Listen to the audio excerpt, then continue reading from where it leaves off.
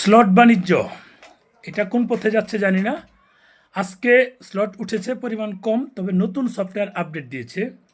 যদি এটা মানে সবার জন্য উন্মুক্ত করার পরিকল্পনা থাকে, যেহেতু সামনে নির্বাচনের পর সব কিছু স্বাভাবিক করবে এমনটা আমরা আপডেট পাচ্ছি। তাছাড়া ভিসা মোটামুটি যাদের আবেদন করছি ম্যাক্সিমাম লোকেরই ভিসা হচ্ছে, আমার মনে হয় 90+ ভিসা হচ্ছে। সব কিছু যদি এরকম পজিটিভ থাকে তাহলে যে এই যে স্লটের নামে যে এত এত টাকা যাচ্ছে সেটা অন্তত কমবে।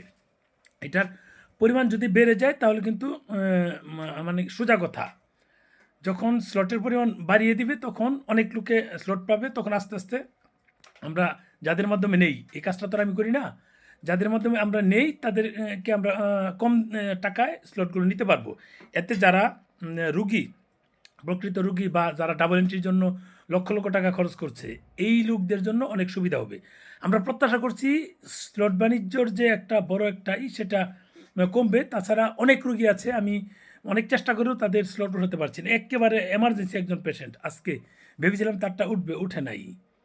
খুবই বাংলাদেশে অপারেশন করতে হবে, কিন্তু অপারেশনে ট্রাস্ট পাচ্ছে না, ভারতে গিয়ে করতে চাচ্ছে, ওনারটা আজকে উঠে নেয়। মানে এমন দুরবস্থা, সেটা বলা বাহুল্য। যদি আগামী সপ্তাহ থেকে বা নির্বাচনের পর থেকে পজিটিভ কোনো চিন্তা থাকে তাহলে এটা মানে এটা আমাদের জন্য ভালো হবে।